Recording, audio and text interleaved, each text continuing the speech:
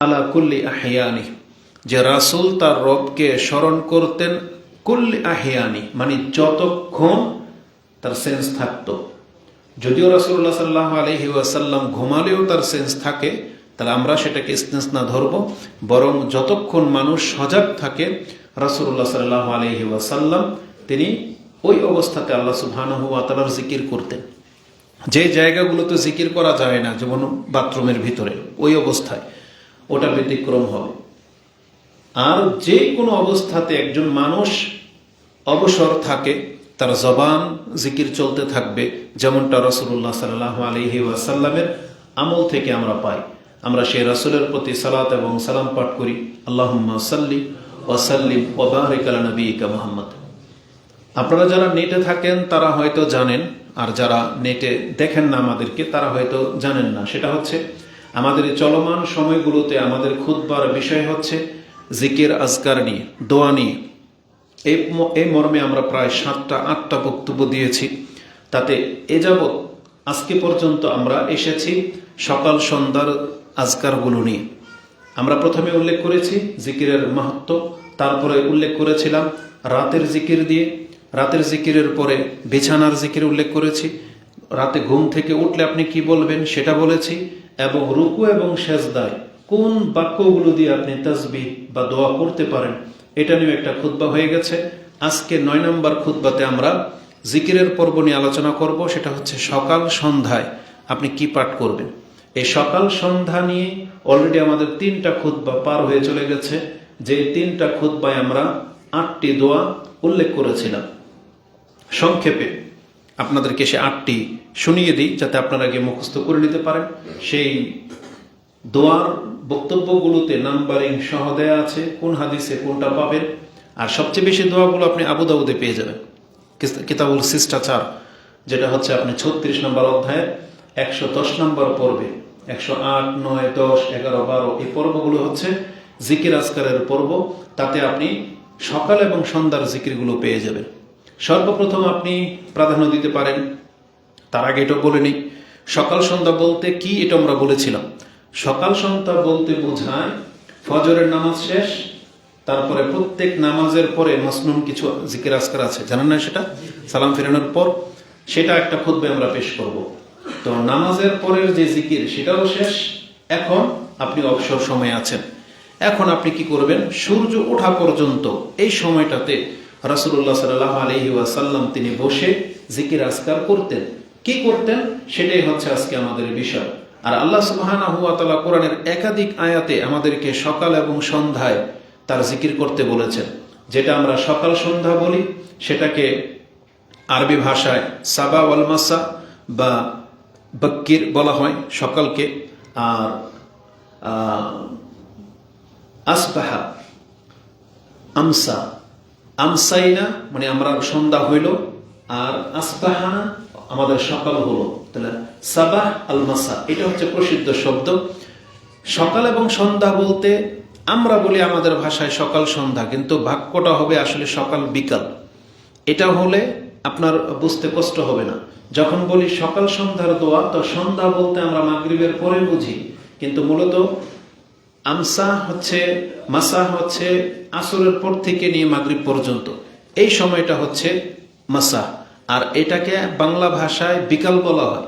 তো উচিত বাক্যটা আপনি বলবেন সকাল বিকালের দোয়া, তাহলে আপনার মনে থাকবে, তাহলে ওই পেজটা লাগবে না।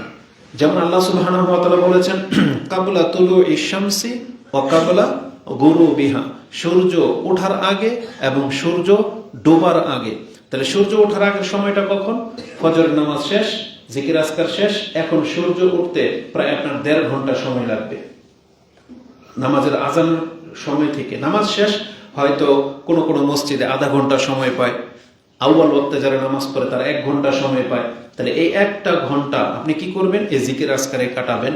তো ওই সময়গুলোতে রাসূলুল্লাহ সাল্লাল্লাহু আলাইহি ওয়াসাল্লাম যে দোয়াগুলো পড়তো, আর এটাই হচ্ছে সুন্নাহ যে ওই সময়টাই আপনি খাস করে নেবেন। যদি ওই সময়ের মধ্যে কারো পসিবল না হয়, তাহলে দিনের যে কোনো অংশে যখনই স্মরণ হবে তখনই আপনি দোয়াগুলা শুরু করে দিবেন। কেন? কারণ যখন থেকে আপনার দিন শুরু হয় তখন কিন্তু আপনার কল্যাণ অকল্যাণ সব একসাথে শুরু হয়। এখন যে যত তাড়াতাড়ি দোয়াগুলো পড়বেন সে তত তাড়াতাড়ি কল্যাণগুলো প্রাপ্ত হবেন এবং ওই যে ডিফেন্স, বিপদ থেকে বাঁচার যেই নমুনা, সেটা চালু হয়ে যাবে। কিন্তু আপনি যদি ওই জিকির আজকারগুলোকে না পড়েন, তাহলে আপনি বিপদের সম্মুখীন হইতে পারেন। এই যে মানুষকে বলা হয় যে তাকে জাদু করেছে, জিনে ধরেছে, বদনজর লেগেছে বা নজর লেগেছে, বলে না? এগুলো কেন হয়? এগুলো মূলত আমাদের চারপাশেই আছে, আমি আপনি দেখতে পাই না। এজন্য আল্লাহ সুবহানাহু ওয়া তাআলা ওই অনিষ্টগুলো যেমন আমাদের কাছ থেকে গোপন রেখেছেন, তাই আল্লাহ এমন কিছু জিকির আজকার আমাদেরকে দিয়েছেন, এগুলো পড়লে অদৃশ্যভাবে প্রোটেক্টের ব্যবস্থা হয়ে যায়। যে অনিষ্ট আপনি দেখতে পান না, আবার আপনি প্রোটেক্টরটা দেখতে পাচ্ছেন না, এমন একটা গ্লাস বা এমন একটা পর্দা পড়ে যায়, ওগুলো ওই ব্যাকটেরিয়া ভাইরাসগুলো আপনাকে আক্রমণ করতে পারবে না। ওটা আল্লাহর পক্ষ থেকে হেফাজতের দায়িত্ব নিয়ে নেওয়া হয়। এই জন্য যে যতদূর সম্ভব তাড়াতাড়ি এই জিকিরগুলো পড়া উচিত। সর্বপ্রথম আপনি প্রাধান্য দিবেন কোরআন থেকে সূরা ফালাক, নাস, ইখলাস। এই সূরা ফালাক, নাস, ইখলাস সালাসা মাররা 3 বার করে পড়বেন। এবং যদি কেউ এটা পড়ে, সাহাবীকে রাসূলুল্লাহ সাল্লাল্লাহু আলাইহি সাল্লাম বলেছেন তাকফিকা মিন কুল্লি শাই, তাহলে 3 বার করে যদি তুমি পড়ে নাও, এই 3টা সূরা তোমার সব কিছুর ক্ষেত্রে যথেষ্ট হয়ে যাবে। মানে যত রকমের অনিষ্ট মানুষকে স্পর্শ করে তা থেকে প্রোটেক্ট হয়ে যাবে সূরা ফালাক, নাস, ইখলাস পাঠ করলে। 3 বার করে পড়বেন। এটা আবু দাউদে আছে 5082, তিরমিজিতে আছে 3575, 3575। তো এটা দিয়ে শুরু করবেন। তাহলে আমরা এটা দিয়ে শুরু করেছিলাম, তাহলে আমরা পেলাম 1 নম্বর দোয়া। 2 নম্বর দোয়া হিসেবে আপনি পড়বেন বিসমিল্লাহিল্লাযী লা ইয়াদুররু মাসমিহি শাইউন ফিল আরদি ওয়ালা ফিস সামাই ওয়া হুয়াস সামিউল আলিম। এটাও বুখারী, মুসলিমে, আবু দাউদে, তিরমিজিতে আছে। এটা পড়বেন 3 বার। এটা যদি পড়েন আর কোনো কিছু আপনাকে ক্ষতি করবে, রাসূল বলেছেন, না হইতে পারে না। মা মিন আবদিন ইয়াকুল, কোন বান্দা এটা বলল ফায়াদুররুহু শাই, তারপর তার ক্ষতি হবে না, অসম্ভব। তার মানে বিসমিল্লাহিল্লাযী লা ইয়াদুররু মাসমিহি শাই, এই দোয়াটা যদি আপনি 3 বার পড়েন আর ওই দিন সন্ধ্যা পর্যন্ত আপনার কোনো ক্ষতি হবে না। এবং এই জাদুটোনার সাথে একটা এক্সট্রা বেনিফিট হলো, ওই দিন যদি আপনাকে কোনো বিষাক্ত কিছু কামড় দেয়, ওই বিষে আপনি আশা করা যায় মরবেন না। কারণ রাসূলুল্লাহ সাল্লাল্লাহু আলাইহি ওয়াসাল্লাম বলেছেন, এই দোয়া যে ব্যক্তি 3 বার পরে বিষ তার শরীরে প্রভাব বিস্তার করতে পারবে না।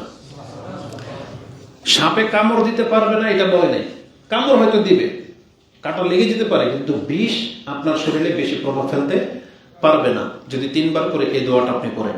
এটা হচ্ছে 2 নম্বর দোয়া। 3 নম্বরে আপনি বলবেন আল্লাহর কাছে, আল্লাহুম্মা ইন্নী আসআলুকাল আফিয়া, আল্লাহ আমি তোমার কাছে নিরাপত্তা কামনা করতেছি। আল্লাহুম্মা ইন্নী আসআলুকাল আফওয়া ওয়াল আফিয়াতা ফি দীনি ওয়া দুনিয়া, এভাবে একটা দোয়া আছে, সেটা আমরা বলেছি, সেটা আপনি পড়বেন। এটা যদি পড়েন, কেননা সাহাবায়ে কেরামরা বলতেছেন, আব্দুল্লাহ ইবনে ওমর তিনি বলেছেন রাসূল সাল্লাল্লাহু আলাইহি সাল্লাম কোনোদিন তার জীবনে এই দোয়াটা ছাড়েনি।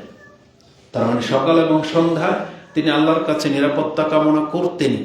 আর এই দোয়াটা আপনার আরেক জায়গায় কাজে লাগবে, বিছানায় যখন আপনি শুইবেন, তখন আপনি আল্লাহর কাছে আল্লাহুম্মা ইন্নী আসআলুকাল আফওয়া ওয়াল আফিয়াতা ফি দীনি ওয়া দুনিয়ায়া ওয়া আহলি ওয়া মালি, আল্লাহুম্মা আস্তুর আওরাতি ওয়া আমিন রাওয়াতি, আল্লাহুম্মা ইহফাজনি মিন বাইনি ইয়াদাইয়া ওয়া মিন খালফি ওয়া আন ইয়ামিনি ওয়া আন শিমালি ওয়া মিন ফাওকি ওয়া আউযু বিআযামাতিকা আন উকতালা মিন তাহতি।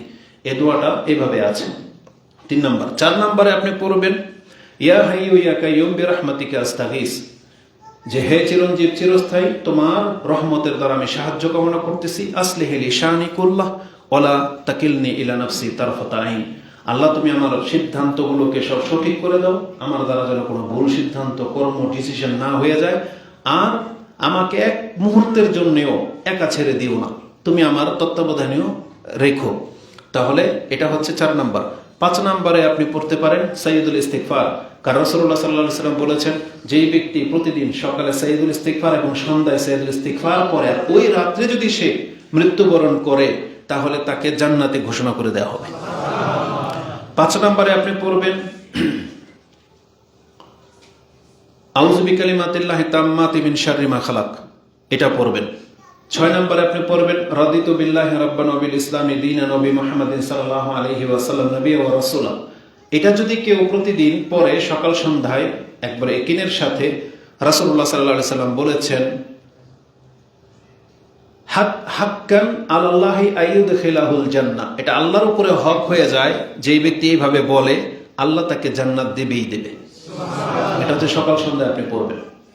8 নম্বরে আপনি পড়তে পারেন, কোনটা ছুটে গেল, একটু পরে মনে আসলো, ওটা আমি আপনাকে বলবো। হ্যাঁ, মনে পড়েছে। আল্লাহুম্মা ফাতিরাস সামাওয়াতি ওয়াল আরদ আলিমাল গায়বি ওয়াশ শাহাদা রাব্বা কুল্লি শাইইন ওয়া মালিকা আশহাদু আল্লা ইলাহা ইল্লা আনতা আউযু বিকা মিন শাররি নাফসি ওয়া মিন শাররি শাইতানি ওয়া শিরকি ওয়া আন আকতারিফা আলা নাফসি সুআন আও জুররাহু ইলা মুসলিম। এটাও আবু দাউদ এবং তিরমিজিতে আছে। তাহলে এটা 8 নম্বরে পৌঁছে গেলাম। এটাও আপনি বিছানায় করতে পারেন। এই দোয়াগুলোকে কেন প্রাধান্য দেওয়া হয়েছে? একবার মুখস্থ করে নিলে প্রত্যেকদিন সকাল সন্ধ্যায় লাগবে এবং বিছানাতে আপনি পড়তে পারবেন।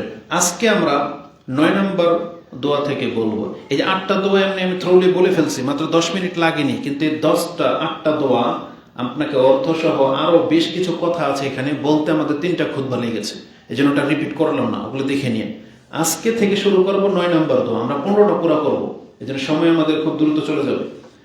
9 নম্বর দোয়া হিসেবে আমরা শুরু করব ওই বাক্যগুলো দিয়ে যেখানে সকাল এবং সন্ধ্যা শব্দটা রয়েছে। যেমন প্রথমে আপনি নিয়ে আসতে পারেন 9 নম্বরে আল্লাহুম্মা বিকা আসবাহনা ওয়া বিকা আমসাইনা ওয়া বিকা নাহিয়া ওয়া বিকা নামুতু ওয়া ইলাইকাল মাসির। এটা পড়বেন দিনে, এটাকে আবার কনভার্ট করে দিবেন সন্ধ্যায়। এখানে ছিল আল্লাহুম্মা বিকা আসবাহনা, সন্ধ্যা হইলে বলবেন আল্লাহুম্মা বিকা আমসাইনা। শব্দ ওইটাই, দিনের বেলা হচ্ছে মাসির, রাতের বেলা হচ্ছে, সন্ধ্যাবেলা হচ্ছে নুশুর।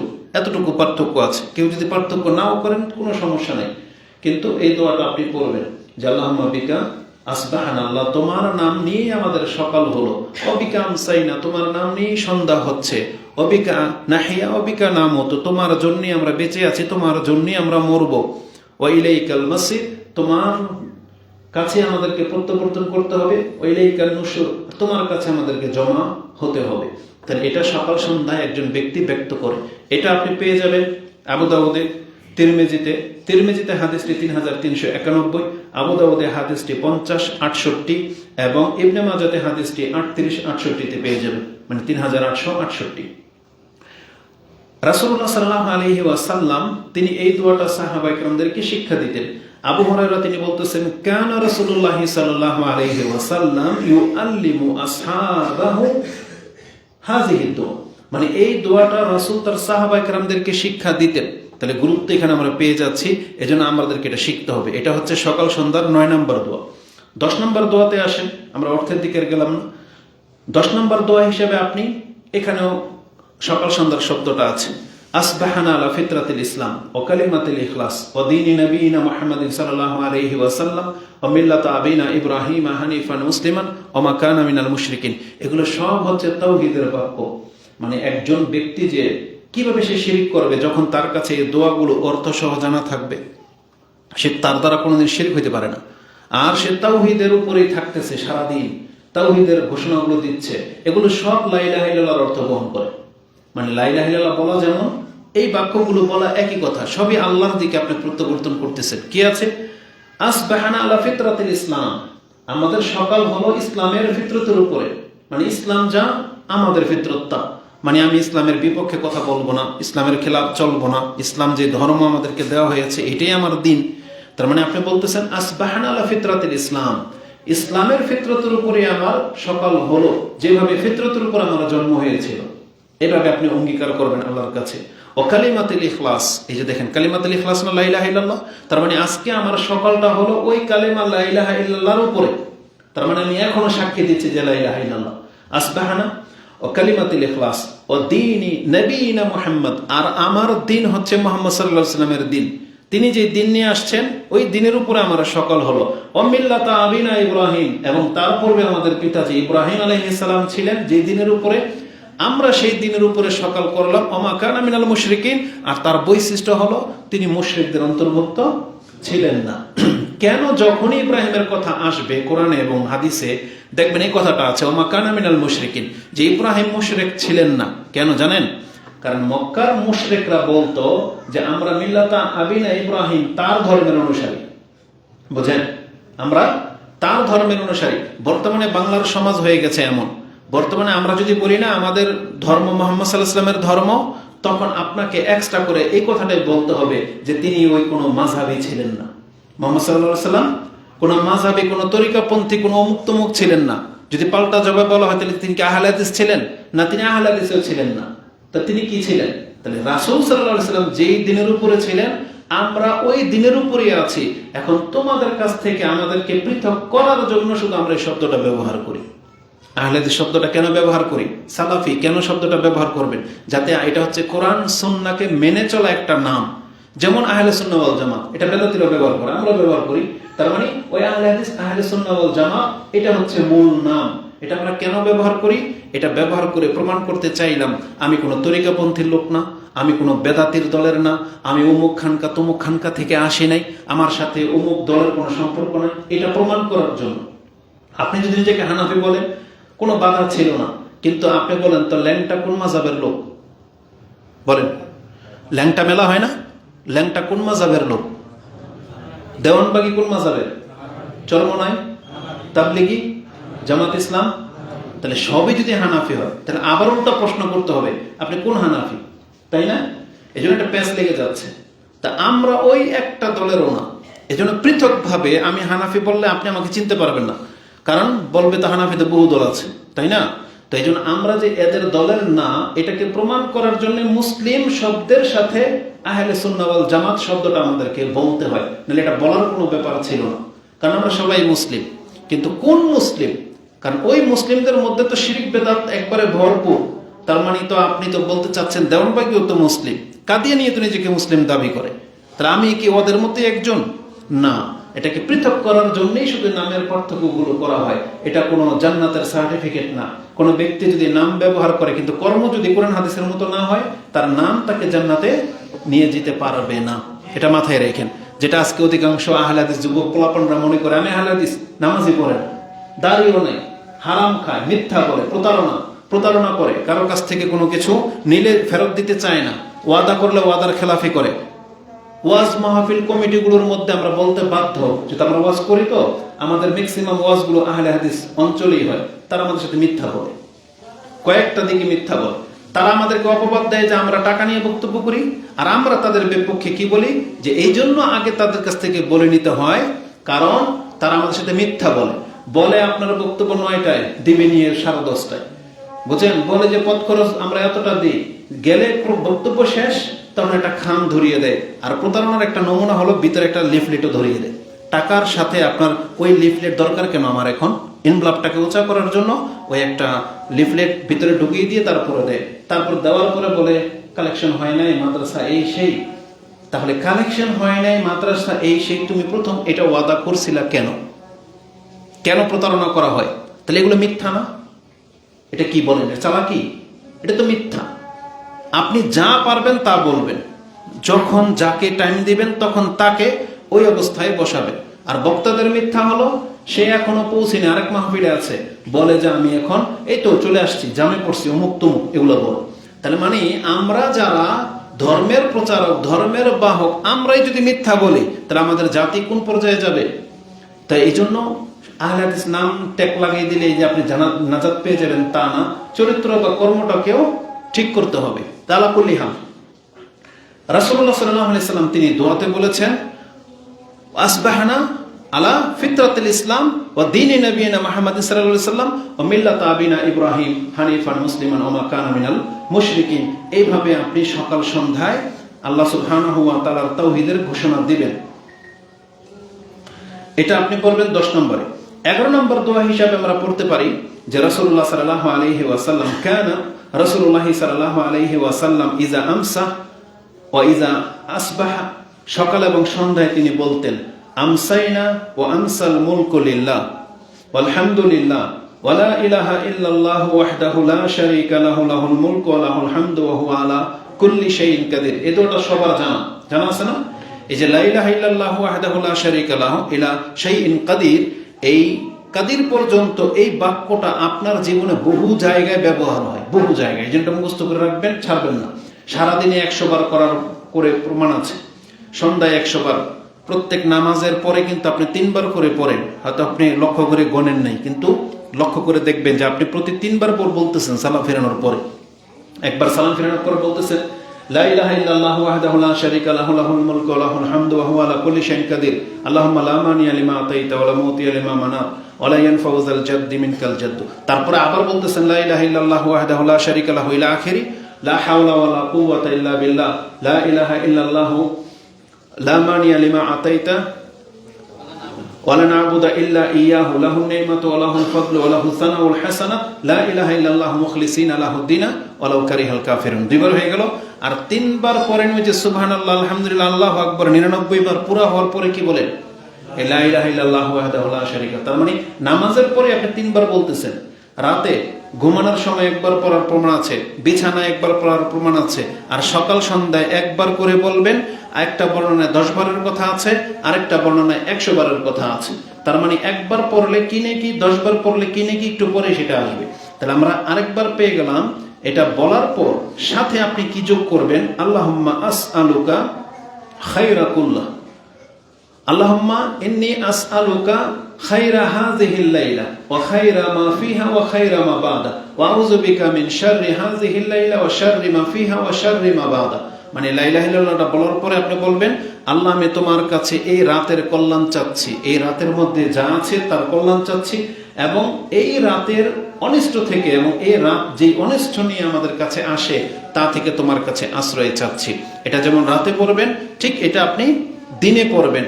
যে দিনে কি বলবেন? আল্লাহুম্মা ইন্নী আসআলুকা খায়রা হাযিহিল ইয়াওমা ওয়া মা ফিহা ওয়া আউযু বিকা মিন শাররি বাদা। এভাবে আছে ওয়া খায়রা মা ফিহা ওয়া আউযু বিকা মিন শাররি হাযিহিল ইয়াওমা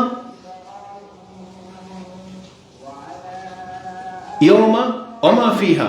আর অতিরিক্ত আরেকটা কথা যুক্ত আছে, আল্লাহুম্মা ইন্নী আউযু বিকা মিনাল কাসাল ওয়া সুইল কিবার। আল্লাহ আমি তোমার কাছে, কাসাল মানে হচ্ছে অলসতা, এবং সুইল কিবার মানে হচ্ছে বয়সের একেবারে অতল তলে পড়ে যাওয়া। আপনি এমন মুরব্বীদেরকে দেখেছেন হয়তো 70-80 পার হয়ে গেছে, 80-র পর থেকে একবারে রুগ্ন, দাঁড়াতে পারে না, বিছানায় পড়ে আছে, তাকে ধরে উঠাতে হয়, ধরে বসাতে হয়। এটা হচ্ছে সুইল কিবার, মানে খারাপ বৃদ্ধ, মানে একবারে বয়সের খারাপ অবস্থা। এটা যেন আপনার আমার জীবনে না হয়। কিন্তু আজকে আমরা তো পশুর মতো জীবনযাপন করতেছি। আপনি কোনোদিন কি এরকম ব্যক্তিকে দেখে আল্লাহর কাছে আশ্রয় চেয়েছেন যে আল্লাহ আমার এই অবস্থা দান করুন? বরং আমরা একে অপরকে দোয়া করতে গেলে কি বলি? আল্লাহ আপনাকে দীর্ঘ হায়াত দান করুক, এটা বলে না? এই দোয়াটা সঠিক নয়, বরং কল্যাণকর বয়স দান করুক এটা আপনি বলতে পারেন। কারো বয়স বেশি পাওয়ার দোয়া করাটা এটা সুন্নাহ সম্মত না, বরং আপনি বলবেন আল্লাহ আপনাকে কল্যাণকর বয়স দান করুন, যেটাতে আপনার কল্যাণ আছে সেটা। বয়স বেশি পাওয়া একদিক থেকে ভালো। কার জন্য? কোনো সৎ ব্যক্তি যদি হয়, যে ইবাদত করতে পারে, আল্লাহর তাসবিহ জপতে পারে, নামাজ পড়তে পারতেছে, তার জন্য ওই বয়স পর্যন্ত ভালো। কিন্তু যেই বয়সে গেলে তার কান দেন্দা হয়ে যায়, মুখ বোবা হয়ে যায়, চোখ অন্ধ হয়ে যায়, বিছানায় প্রস্রাব পায়খানা করে, লা ইলাহা ইল্লাল্লাহ জপতে পারে না, কারোর জন্য বোঝা হয়ে যায়, এ বয়স কি ভালো? এটা বড় বয়স ভালো না। এটা রাসূল সাল্লাল্লাহু আলাইহি ওয়াসাল্লাম কখনই চাইতেন না। তাহলে তিনি সকাল সন্ধ্যায় বলতেন, আল্লাহুম্মা ইন্নী আউযু বিকা মিনাল কাসালি ওয়া সুইল কিবার, আমি অলসতা এবং এই রকমের বার্ধক্য হওয়া থেকে তোমার কাছে আশ্রয় চাচ্ছি। আল্লাহুম্মা ইন্নী আউযু বিকা মিন আযাবিন ফিল কবরি ওয়া আযাবিন ফিন্নার, আল্লাহ আমি তোমার কাছ থেকে কবর এবং জাহান্নামের আযাব থেকে মুক্তি চাচ্ছি। তার মানে এটা রাসূল সাল্লাল্লাহু আলাইহি ওয়াসাল্লাম প্রতিদিন সকাল এবং সন্ধ্যায় বলতেন।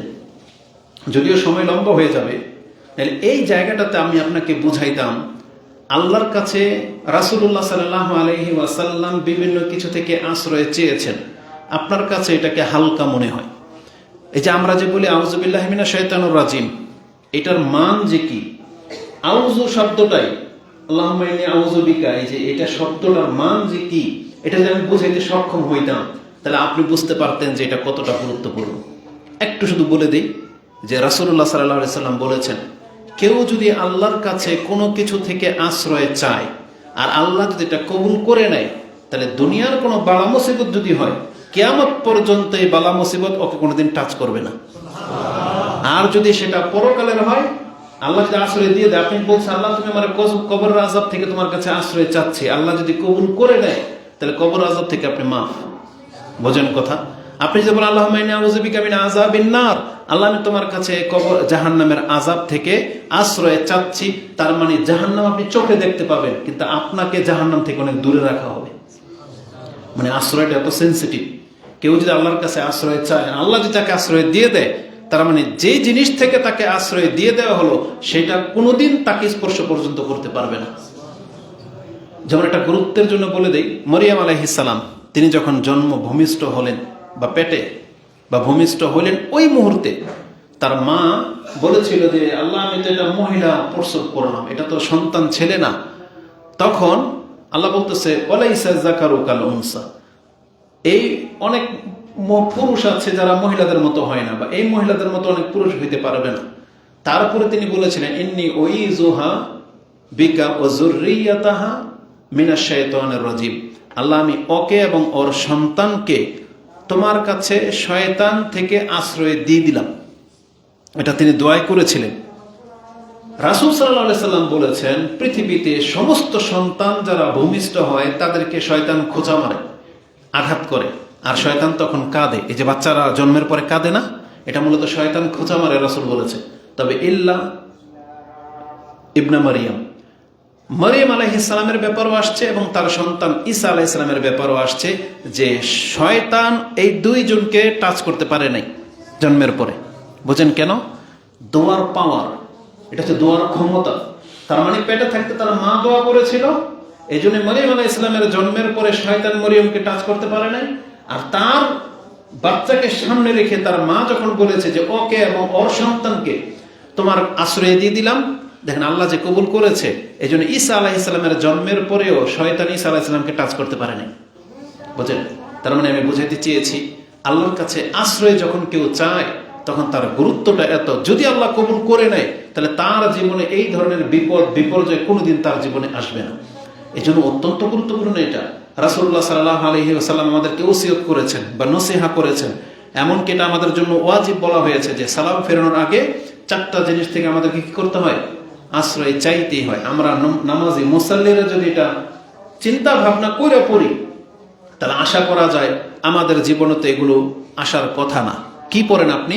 আল্লাহুম্মা ইন্নী আউযু বিকা মিন ফিতনাতিল মাহিয়া ওয়াল মামাত। তারপরে আগে কি পড়েন? আল্লাহুম্মা ইন্নী আউযু বিকা মিন আযাবিল কবর ওয়া মিন আযাবিন নার ওয়া মিন ফিতনাতিল মাসীহিদ দাজ্জাল ওয়া আউযু বিকা মিন ফিতনাতিল মাহিয়া ওয়াল মামাত। এই যে ওয়া মিন ফিতনাতিল মাহিয়া ওয়াল মামাত, জীবন এবং মৃত্যুর ফিতনা থেকে আপনি যদি প্রত্যেক নামাজে আশ্রয় চান, তাহলে জীবনের ফিতনা হলো ইসলাম থেকে দূরে সরে যাওয়া। এই বেনামাজি হওয়া জীবনের ফিতনা, পাপ করা, হারাম করা, এগুলো হচ্ছে জীবনের ফিতনা। মানে আপনি জীবনে ফিতনায় পড়ে গেলেন। নারী সংক্রান্ত ফিতনা হোক, টাকা সংক্রান্ত ফিতনা হোক, দুর্নীতি, যত কিছু আছে, এক কথায় ধর্ম থেকে মুখ ফিরিয়ে নেওয়া, এটা হচ্ছে জীবনের ফিতনা। মৃত্যুর ফিতনা হলো মৃত্যুর সময় আপনার মুখ দিয়ে কালেমা উচ্চারণ না হওয়া, মৃত্যুর সময় আপনি পাপ করা অবস্থায় মৃত্যু হওয়া, মৃত্যুর সময় আপনার কুফরি অবস্থায় মৃত্যু হওয়া, এটা হচ্ছে মৃত্যুর ফিতনা। আর আপনার আমার জীবনে এটা হবে না কেন? যদি আপনি চিন্তা ভাবনা করে প্রত্যেক নামাজে আপনি আল্লাহর কাছে এভাবে আশ্রয় চাইতে পারেন। এই জন্য আশ্রয় চাওয়ার ব্যাপারটা খুবই সেন্সিটিভ। তো রাসূলুল্লাহ সাল্লাল্লাহু আলাইহি ওয়াসাল্লাম তিনি সকাল সন্ধ্যায় আল্লাহর কাছে আশ্রয় চাইতেন যে আল্লাহ ইন্নী আউযু বিকা মিন আযাবিন ফিল কবরি ওয়া আযাবিন ফিন নার, আমি তোমার কাছে কবরের এবং জাহান্নামের আযাব থেকে আশ্রয় চাচ্ছি। এটা আপনি 11 নম্বর দোয়া হিসেবে রাখতে পারেন। 12 নম্বর দোয়া হিসেবে আপনি পড়বেন আল্লাহুম্মা আফিনি ফি বাদানি, আল্লাহুম্মা আফিনি ফি সামঈ, আল্লাহুম্মা আফিনি ফি বাসারি। আল্লাহ তুমি আমার দেহটাকে নিরাপত্তা দিয়ে দাও বা সুস্থ করো, আমার শ্রবণ শক্তিকে সুস্থ করো বা নিরাপত্তা দিয়ে দাও, আমার দৃষ্টি শক্তিকে তুমি হেফাজত করো। মানে আমার দেহকে, আমার দৃষ্টি শক্তি এবং আমার শ্রবণ শক্তিকে আল্লাহ তুমি হেফাজত করো। ওই অর্থে, নিরাপত্তার অর্থে রয়েছে। এটা বলবেন আপনি 3 বার, আর শেষে বলবেন লা ইলাহা ইল্লা আনতা। এটা 3 বার করে আপনি বলবেন। এই দোয়া সম্পর্কে বলা হয়েছে ইয়াদু বিহিন্না ফাআন্না উহিব্বু, তার নাম হচ্ছে আব্দুর রহমান বিন আবি বকরা। আবি বকরা রাদিয়াল্লাহু তাআলা হচ্ছে সাহাবী, তার ছেলে আব্দুর রহমান। এটা আমাদের আবু বকর রাদিয়াল্লাহু তাআলা না, এটা হচ্ছে আবি বকরা। তার ছেলের নাম আব্দুর রহমান। আবু বকর রাদিয়াল্লাহু তাআলার ছেলের নামও আব্দুর রহমান ছিল। তা আবি বকরা তিনি এই দোয়াটা 3 বার করে পড়তেন। তার ছেলে তাকে জিজ্ঞেস করেছে যে ইয়া আবাদি, হে আবা, আপনাকে আমরা সকাল সন্ধ্যায় এই দোয়াগুলো পড়তে শুনি। তখন তিনি এটা বলার পরে বলেছেন, ফাকালা ইন্নী সামিয়তু রাসূলুল্লাহ সাল্লাল্লাহু আলাইহি ওয়াসাল্লাম, আমি রাসূলুল্লাহ সাল্লাল্লাহু আলাইহি ওয়াসাল্লাম থেকে সকাল সন্ধ্যায় এইভাবে দোয়া করতে শুনেছি। তারপর তিনি তার ওপিনিয়নটা পেশ করতেছেন, ইয়াদউ বিহিন্না, এই দোয়া দিয়ে রাসূল যেহেতু জিকির করতেন, ফাআনা উহিব্বু, আমি পছন্দ করি, আন আস্তান্না বিসুন্নতিহি, যে তার সুন্নতকে আমি ফলো করব, এটা আমি পছন্দ করি। তার মানে রাসূলুল্লাহ সাল্লাল্লাহু আলাইহি ওয়াসাল্লামের সুন্নাহ হচ্ছে তিনি সকাল সন্ধ্যায় এইভাবে দোয়া করতেন। এই জন্য রাসূলের এই সুন্নাহটাকে আমি বাস্তবায়ন করার জন্য সকাল সন্ধ্যায় আমি এই দোয়া পাঠ করি। এটা আবু দাউদে আপনি 5090 মানে 5090 নম্বরে পেয়ে যাবেন। মিশকাতে হাদিসটি 2413-তে রয়েছে। এই বর্ণনাতে আব্দুল ইবনে আব্বাস থেকে ভিন্ন আরেকটা শব্দ রয়েছে। আব্দুল ইবনে আব্বাস বলতেন যে এই জায়গায় রাসূল সাল্লাল্লাহু আলাইহি ওয়াসাল্লাম বলতেন, আল্লাহুম্মা ইন্নী আউযু বিকা মিনাল কুফর ওয়াল ফাকর ওয়া আল্লাহুম্মা ইন্নী আউযু বিকা মিন আযাবিল কবর লা ইলাহা ইল্লা আনতা। তার মানে তিনি এখানে 3টা জিনিস থেকে আশ্রয় চাইতেন। একটা হচ্ছে কুফরি থেকে, একটা হচ্ছে ফাকির মানে গরিব হয়ে যাওয়া থেকে, আরেকটা হলো আযাবিন ফিল কবর, কবরের আযাব থেকে, লা ইলাহা ইল্লা আনতা। ওই জায়গায় লা ইলাহা ইল্লা আনতা আছে, এখানেও লা ইলাহা ইল্লা আনতা আছে। 3 বার করে এটা আপনি পড়বেন। এটাও আবু দাউদ 590 নম্বরে কোট করেছেন। তাহলে আমরা এটাকে 12 নম্বর দোয়া হিসেবে ধরতে পারি।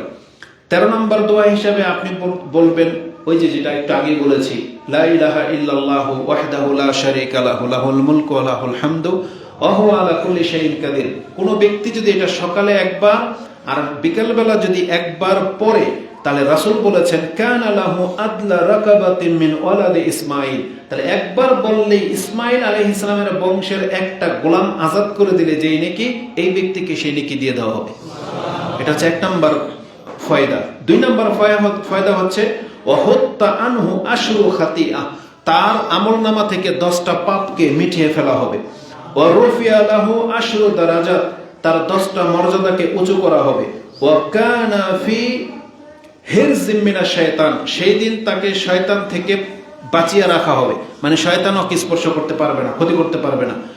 ওয়া ইযা আমসা ফামিসলু যালিকা হাত্তা ইউসবিহ, আর যদি সে সন্ধ্যায় এইবার এই দোয়াটা একবার বলে, তাহলে ঠিক অনুরূপ সকাল পর্যন্ত তাই ঘটতে থাকবে। কি? একটা গোলাম আজাদ করে দেওয়ার নেকি, 10টা নেকি অতিরিক্ত দেওয়া হবে, 10টা মর্যাদা উচ্চ করা হবে, 10টা পাপ মিটে যাবে, এবং ওই দিন শয়তান আপনার কাছে আসতে পারবে না, মানে কোনো ক্ষতি করতে পারবে না। তো যারা জিকির আজকার গুলোকে নিজের জীবনে প্রাধান্য দিবেন, এটা হচ্ছে আপনার বেনিফিট। আর এই দোয়াটা যদি কেউ 100 বার করে পড়ে সারাদিন, এটা শুধু সকালবেলা না, সারাদিনে 100 বার, রাতে 100 বার, তাহলে তার আমল নামার মধ্যে 10 গুণ যুক্ত হবে। একবার বললে একটা গোলাম নেকি আজাদ, আরেকটা বর্ণনা আসছে কেউ যদি 10 বার পড়ে তাহলে 4টা গোলাম আজাদ করে দেওয়ার নেকি, আর কেউ যদি 100 বার পড়ে তাহলে তার 10টা গোলাম আজাদ করে দেওয়ার নেকি লিখে দেওয়া হবে। 10টা গোলাম আজাদ হয়ে যাবে, 100টি নেকি লেখা হবে, 100টি পাপ মুছে যাবে, শয়তান থেকে সুরক্ষা দেওয়া হবে। আর আরেকটা বর্ণনা হলো তার সমমান সেই দিন আর কেউ হইতে পারবে না, মানে নেকির ক্ষেত্রে, মর্যাদার ক্ষেত্রে সে আজকে যত নেকি জমাইলো, এই দোয়া না করা পর্যন্ত অন্যরা অন্যান্য ইবাদত দিয়ে আপনি তাকে নেকি দিয়ে হারাইতে পারবেন না। রাসূল সাল্লাল্লাহু আলাইহি ওয়াসাল্লাম বলেছেন, যেই ব্যক্তি এই দোয়াটা সকাল সন্ধ্যায় 100 বার করে পড়বে, দিনের বেলায় 100, রাতের বেলায় 100, তাহলে এই রকম অন্য যারা যারা করবে তারা সমান হবে, কিন্তু যারা করবে না তারা নেকি দিয়ে আজকে তাকে হারাইতে পারবে না। এতটা নেকির দোয়া হচ্ছে এটা, যেটা আপনি মুসলিমে জিকিরের অধ্যায়ে 6735-এ পেয়ে যাবেন। তাহলে আমরা এই যাবত এটা 13 নম্বর দোয়া হিসেবে রাখতে পারি। এটা অত্যন্ত সহজ, এটা আপনাদের জানা আছে, শুধু চর্চা করবেন। 14 নম্বর দোয়া হিসেবে আপনি সকাল সন্ধ্যায় পড়তে পারেন সুবহানাল্লাহি ওয়া বিহামদিহি। আবু দাউদ একটু ব্যতিক্রম আছে, সুবহানাল্লাহিল আযীম ওয়া বিহামদিহি। যদি কারো এখানে মানে হয়, উচ্চারণে সমস্যা হয়, তাহলে আপনি সুবহানাল্লাহি ওয়া বিহামদিহি, এটা সহজ, এটা পড়তে পারেন 100 বার। যদি কোনো ব্যক্তি সকালে এবং সন্ধ্যায় এটা 100 বার পড়ে, রাসূলুল্লাহ সাল্লাল্লাহু আলাইহি ওয়াসাল্লাম বলেছেন, ইল্লা আহাদুন কালা মিসলা মা কালা আও যাদা আলাই লাম ইয়াতি আহাদুন ইয়াউমাল কিয়ামাতি বিআফদালা মিম্মা জাআ বিহি যেই ব্যক্তি সকালে, সারাদিনে এবং বিকালে 100 বার করে সুবহানাল্লাহি ওয়া বিহামদিহি তাসবিহ পাঠ করেছে, কিয়ামতের মাঠে তাকে নিয়ে আসা হবে। কিয়ামতের মাঠে তার মর্যাদার আর একজনকেও তার সমান খুঁজে পাওয়া যাবে না। তবে যারা তার সমান সমান এই জিকিরটা করবে তারা সবাই এক সমান, কিন্তু যারা এই জিকিরটা করে না সারাদিন 100 বার, তার মানে সেই দিনের মতন মর্যাদাবান আর কেউ হইতে পারবে না। এটা ইমাম মুসলিম কোট করেছেন। হাদিস মুসলিমে আছে 6736, আর আবু দাউদে সুবহানাল্লাহি আজিম ও বিহামদিহি এটা আছে আপনার 5091-তে এই দোয়াগুলো আছে। তাহলে আজকে আমরা 14 নম্বর দোয়া পর্যন্ত পৌঁছেলাম। 16 নম্বরে আসবে আয়াতুল কুরসি, 17 নম্বরে আসবে রাসূলের প্রতি দুরূদ সালাতু ওয়াস সালাম, আল্লাহুম্মা সাল্লি আলা মুহাম্মদ। কেন এই দুইটাকে আমি পেছনে নিয়ে আসলাম? ওই বর্ণনাগুলো দুর্বল, কিন্তু বিভিন্ন সূত্রে আসাতে সেগুলোকে হাসান পর্যন্ত বলা হয়েছে। তার মানে এই যে সিরিয়াল ভাবে 14টা এবং আয়াতুল কুরসি 15টা, দুরূদ 16টা, আপনি দুইটাকে এক্সট্রা পেছনে রাখতে পারেন। তার মানে আমরা বলবো প্রত্যেককে যেগুলো কোরআন সুন্নাহ দিয়ে প্রমাণিত এই জিকিরগুলোকে আপনি আপনার জীবন থেকে হারিয়ে ফেলেছেন, আপনাকে উচিত সেগুলোকে সংরক্ষণ করা এবং ব্যক্তি জীবনের সাথে আপনার ইসলামের সাথে এই আমল যদি যুক্ত না থাকে তাহলে আপনি কোন মানের মুসলিম এটা আপনি নিজেকে ধিক্কার দেওয়া উচিত। এগুলো কি শুধু হুজুরদের জন্য? এগুলো কি বর্ণনা করা হয়েছে যে আপনাকে জানানো হয়েছে রাসূল এটা করতো? তাহলে আপনার জীবনে কোনো ইচ্ছা হয় না কখনো যে আমি আমার জীবনে এগুলো অ্যাপ্লাই করি? কেন এমনটা কেন হবে? মুসলিম সারা জীবন শুধু সুবহান রাব্বিয়াল আলা, সুবহান রাব্বিয়াল আযীম, নামাজ শেষ। এখন তো আরো 8টা তাসবিহ আছে, সেগুলো কি কখন শিখবেন, কবে পড়বেন? জামাতে ইমাম সাহেব ছোট করে পড়ায়, যেহেতু অনেক লোক থাকে, মুরব্বীরা থাকে, ব্যস্ততা থাকে, বাচ্চারা থাকে, সেই জন্য এটা হচ্ছে সুন্নাহ যে তাড়াতাড়ি করে নামাজটা শেষ করে দেবে। কিন্তু আমাদের ব্যক্তি জীবনে আমরা তো নামাজ পড়ি, 2 রাকাত সুন্নাত পড়েন না, নফল পড়েন না, তাহলে সেই জায়গাতে তো আপনি ওগুলো ব্যবহার করতে পারেন, তাহলে তো আপনি একজন ভালো জ্ঞানী হয়ে যেতে পারতেছেন। আর আমলের বিকল্প জ্ঞান টিকে না।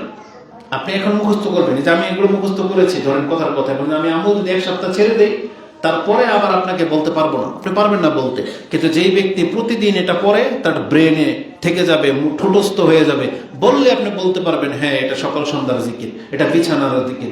বিছানার দোয়া আমরা 15টা উল্লেখ করেছি, এখানে কয়জন আছেন যে কয়টা জানেন বা কয়টা পড়েন?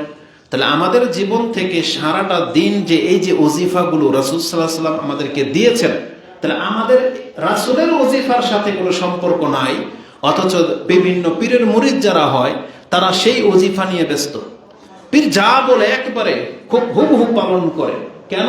কারণ পীর তাকে ভয় ঢুকিয়ে দিয়েছে, যদি আমার ওজিফা পালন না করো তো তোমার উপরে কিন্তু ফয়েজ যাবে না, বুঝেন না, কারণ কেটে যাবে বা মর্যাদা হইতে পারবে না। কিন্তু আপনার নবী যেটা দিয়েছে সেটা কি করবেন? আজ পর্যন্ত আপনার বিবেক ওদিকে যায় না কেন যে এই দোয়াগুলো আমাদেরকে মুখস্থ করতে হবে, আমাদের বাচ্চাদেরকে মুখস্থ করাইতে হবে? সেটা কেন যায় না? আমরা এত বেশি উদাসীন কেন? আমাদের জবান সারাদিন বোবার মতো চুপ হয়ে থাকে কেন? আপনি আল্লাহর জিকির করেন, যখন যেটা মনে আসবে তখন সেটাই করেন। সুবহানাল্লাহি ওয়া বিহামদিহি সুবহানাল্লাহিল আযীম বলেন, সুবহানাল্লাহি ওয়ালহামদুলিল্লাহি ওয়া লা ইলাহা ইল্লাল্লাহু আল্লাহু আকবার বলতেই থাকেন, লা হাওলা ওয়ালা কুওয়াতা ইল্লা বিল্লাহ যখন তখন বলেন, আল্লাহুম্মা সাল্লি আলা মুহাম্মদ বলতেই থাকেন। কে আপনাকে ধরে রেখেছে? আপনার জবানকে যদি এভাবে আপনি চালু করে দিতে পারেন, রাসূল সাল্লাল্লাহু আলাইহি ওয়াসাল্লাম বলেছেন এটা হচ্ছে সবচেয়ে উত্তম সম্পদ হয়ে যাবে। কালবুন শাকিরুন ওয়া লিসানুন যাকিরুন ওয়া মারআতুস সালিহ, রাসূল বলেছেন এইগুলো যারা জমা করে এরা না সম্পদশালী। যারা টাকা কামায় এরা সম্পদশালী? বরং যার জবানটা আল্লাহর জিকির করে তাকে বলা হয়েছে সম্পদশালী।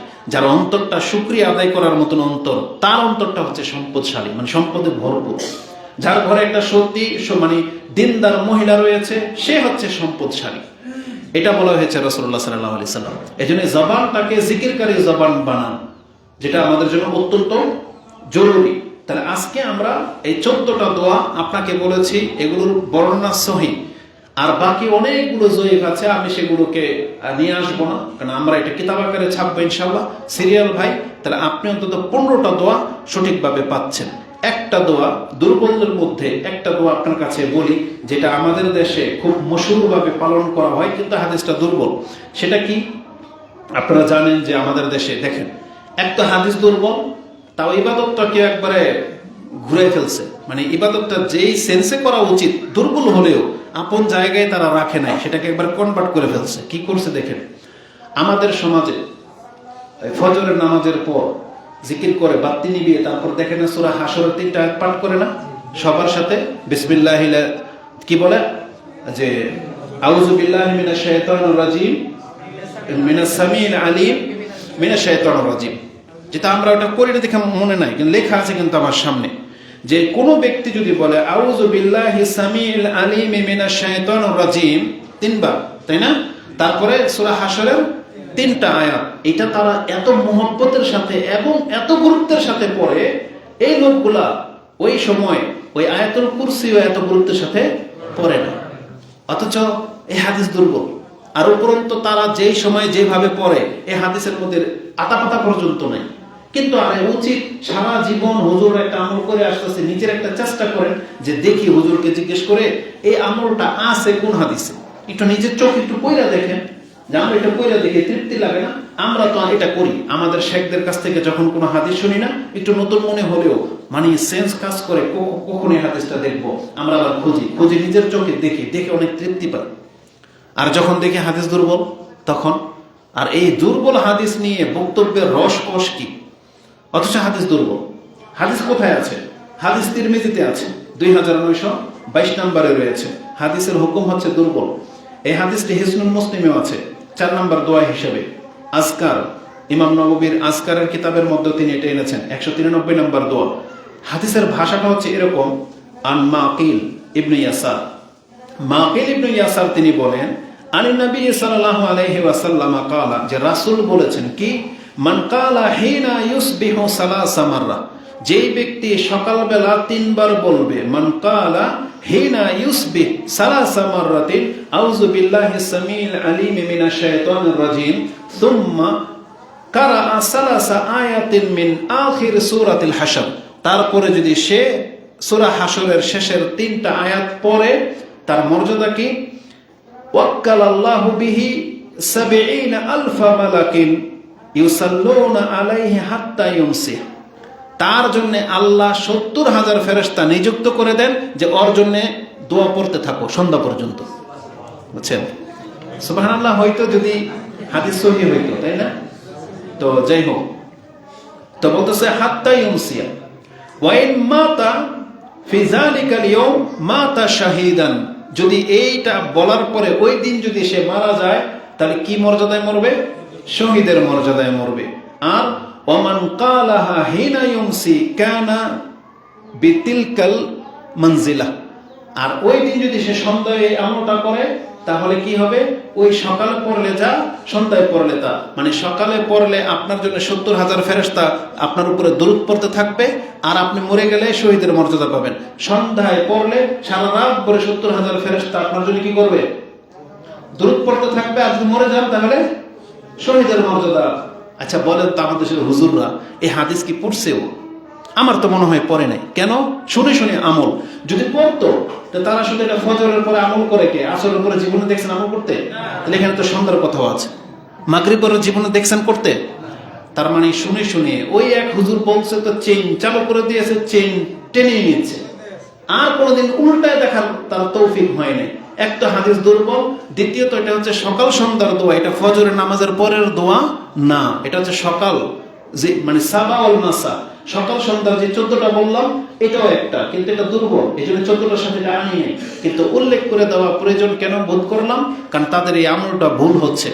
যদি তারা সকালের দোয়া হিসেবে পড়তে পারে, হাদিস দুর্বল, যে হাদিসটা দুর্বল কিন্তু ফজিলতপূর্ণ, কি যেমন তো আল্লাহর কাছে আশ্রয় চাওয়া হচ্ছে, আর কোরআনের 3টা আয়াত পড়তেছে, পড়ুক, সে সুন্নত না ভেবে পড়ুক, আমরা বাধা দেব না। কিন্তু আমাদের সালাফি মানহাজ কি? সালাফরা বলতেছে দুর্বল হাদিস দিয়ে আমল সাবেত হয় না, কিন্তু এরা বলতেছে না, দুর্বল হাদিস দিয়ে ফজিলতের আমল করা যায়। তুমি করো, তাহলে জায়গা চেঞ্জ করলা কেন? জায়গা তো ছিল সকাল সন্ধ্যার দোয়া, আর সকালে করলে সন্ধ্যায় করবে, কিন্তু তারা শুধু এটা ফজরের নামাজের পরে করে, তাও বাতি দিবে সুর সারের সাথে একবারে। বলেন সবাই মধুর সুরে বলেন, আউযু বিল্লাহিস সামিউল আলিম মিনাশ শাইতানির রাজিম। আমি শুনেছিল বলতো তারপর সবাই তারা বলে, তারপরে শুরু হইল সূরা হাশরের 3টা আয়াত। তো মূলত এটা হাদিস সহিহ না। এজন্য আমরা তাদেরকে বলবো তাদেরকে আগে শিখাবেন। যদি করতে হয় তাহলে এই যে 14টা যে সহিভাবে প্রমাণিত আছে ওগুলো করো, সাথে এটাও পারলে আপনি করেন, আমরা বাধা দেব না, বা আমরা এটাকে বেদাত বলবো না। যেহেতু হাদিস দুর্বল, কিন্তু এটা আমরা বেদাত বলবো না, কিন্তু জায়গাটাকে ঠিক রাখেন। যদি আপনি সকালে করেন তাহলে সন্ধ্যায়ও আপনার করা উচিত, কারণ হাদিসে সকাল সন্ধ্যা কথা রয়েছে। হাদিসটা বলে দিই, হাদিসটা তিরমিজিতে 2922 নম্বরে রয়েছে। আল্লাহ আমাদেরকে বোঝার এবং সে অনুযায়ী আমল করার তৌফিক দান করুন। আকুলু লিকাউলি হাযা আস্তাগফিরুল্লাহ লি ওয়া লাকুম ওয়া লিসাইরিল মুসলিমিন ফাস্তাগফিরু ইন্নাহু হুয়াল গফুরুর রাহিম।